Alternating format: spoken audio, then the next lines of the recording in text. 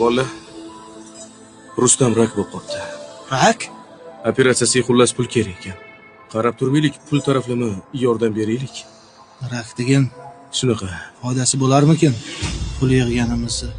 Rakda menimcha foydasi yo'q. Hurmatli o'rtog'imning bir gapi bor edi.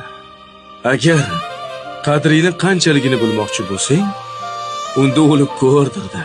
U va'dasida turib o'ldi.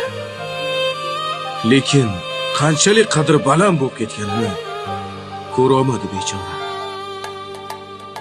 Do'stim deb yurganlar dushman bo'ldi.